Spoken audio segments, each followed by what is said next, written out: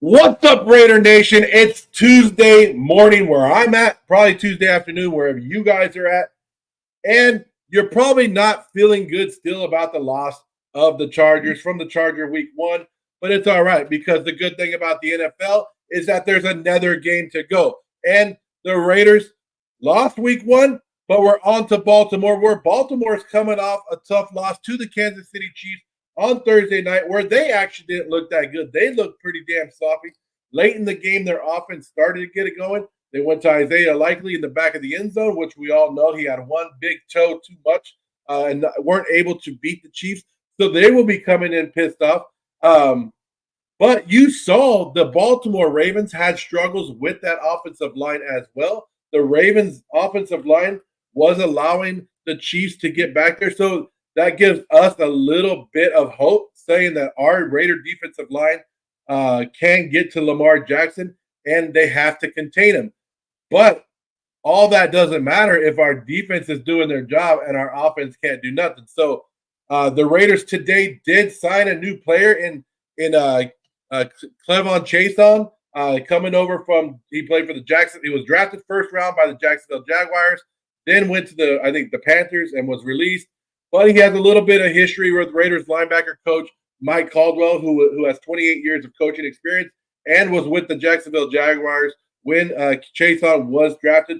With Tyree Wilson and Malcolm Kuntz injury, it needed somebody on the defensive line. So we're already starting with injuries on the defensive line, but that should be a good signing, and hopefully they can get them going because the Raiders just need bodies at that position and to rush the quarterback. So Chason is in the building, is signed with the Raiders, and we'll be seeing him probably this weekend if he can get it going.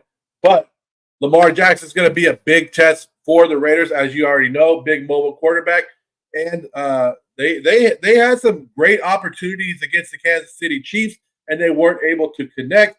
Was that because Lamar and the offense were off, or was that great defense by the Kansas City Chiefs? We'll be able to find out. The Raiders, what I'm looking forward to in this game is the Raiders just letting Gardner Minshew and the offense be them. Like, take the risk. Don't go into the game saying our offense isn't good enough, so we're going to be very conservative. Because if you looked at the Charger game, that's what the Raiders did. The Raiders were very conservative on offense, and it ended up fucking them right in the ass, right? It ended up tearing themselves apart. Because when you go in there trying not to do something and you're trying to be conservative and trying not to have that position lose your game, it's going to lose the goddamn game for you, right? So you got to open it up. If you go back and watch the film, and I'm sure the Raiders are going to turn the film on, there was a lot of times where the Chargers decided just to leave Devontae Adams one-on-one. One time they even had the linebacker on him, what's his name, Henley, one-on-one with Devontae Adams, and the safeties, when the ball was hiked, took two steps forward because they knew it was going to be a screen pass or a run. You have to allow Gardner Minshew I'm not an NFL offensive coordinator, but I'm not fucking retarded either. Oh, sorry, not supposed to say that word, but I'm not dumb either. If you are an offensive coordinator and you have Devontae Adams as your wide receiver, and your quarterback looks over and your quarterback sees that he's one-on-one with the linebacker, or better yet, one-on-one with anybody, you allow him to make that adjustment. You allow him to make that audible and throw it up to Devontae Adams. I would rather you throw an interception 30 yards downfield trying to fit it in to Devontae Adams than throw it 50 yards backwards because you couldn't hold on to the ball on a screen pass. I would rather you try to force that throw into Devontae Adams than anything else that we saw on Sunday. So if Gardner Minshew doesn't have the ability to audible and throw it to his best wide receiver, then what the hell are we even doing on offense? I'm just saying you need to go out there and you need to let Gardner Minshew go and be able to make the adjustments and get the ball to his best offensive players. But that's just me. I'm sure they're going to go in, watch the tape, get it corrected, and you can. I know a lot of Raider fans are upset with Luke Getsy this week, but this is his opportunity. This the Raiders are already being written off, right? A lot of people already writing the Raiders off, especially going into week two, especially going into week two of the season and what they saw in week one. And now they're like, oh, there's no chance that they can win this week in Baltimore. There's absolutely no chance that they're going to get this win in Baltimore. But this is the great opportunity for the Raiders to come out and say, you know what? That wasn't us in week one. That was a bad showing that we are going to come out this week and we're going to dominate the Baltimore Ravens, and we're going to show you that we are a different team. And that's the great thing about the NFL is it's what have you done for me lately? So if the Raiders can come out and beat the Baltimore Ravens, or at least play way better than they did in week one and continue to build, then people start forgetting about what happened. Because by the time we get to week 16, week 17, week 18, nobody is going to remember week one, because at that point, the Chargers might not even be at the top. So it just depends. You got to build up as you're going. Um, but I would like to see more. Like I said, I want to see the offense open up a little bit more. Take those damn shots. Don't be afraid. I mean, everybody hated on Derek Carr because he was a dump down quarterback. But now we're over here going, yeah, I knew that was going to happen. And now we're over here going, oh, Gardner Minshew threw 74% at it, 74%, but most of him were dumped down passes.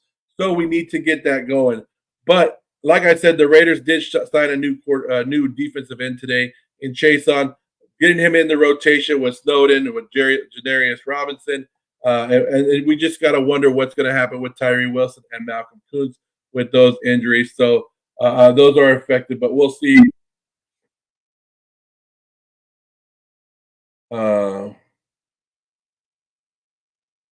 Anyways, how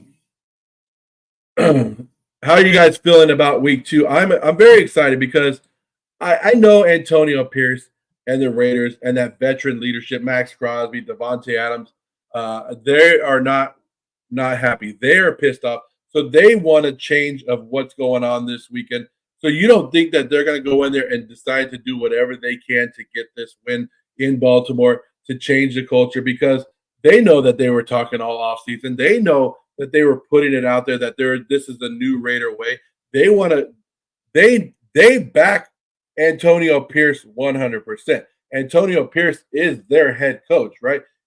Everybody wanted Antonio Pierce everybody in that locker room wanted Antonio Pierce to remain the coach.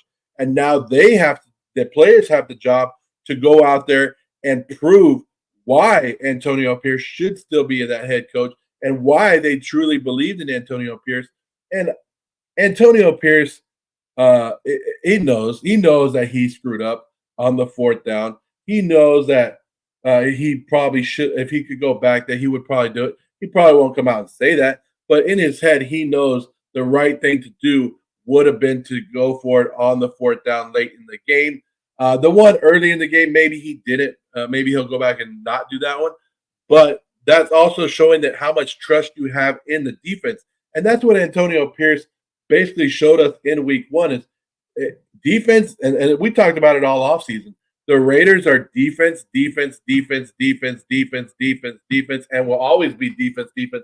That's just the way they are. They're a defensive-driven team. But yeah, how are you guys feeling? Let me know. I think the Raiders match up better with the Ravens than everybody's thinking. Like you're looking at the team and you're like the Raiders are just gonna get beat down. But I think the Raiders offensive line needed some time to work together. Colton Miller missed time in the preseason, finally got some game reps, and he'll get more this week during practice. And he's a pro. He'll fix whatever he was working on, and get back to it. And it just comes with game reps. And I think not having our unit, like trying to figure out who our starting quarterback was during the preseason, and then not actually getting the whole unit to work together for a little bit. And we just got to get it. Like Gardner Minshew said, once the offense starts clicking, we're going to be okay. So I'm more worried about the play calling than the actual players on the field at this time. So week 2, here we go. Baltimore Ravens. Raiders are on to Baltimore. Should be a great time. If you guys are excited about the season, let me know and we'll have a great time. Other than that, Raider fans, I'll see you guys tomorrow.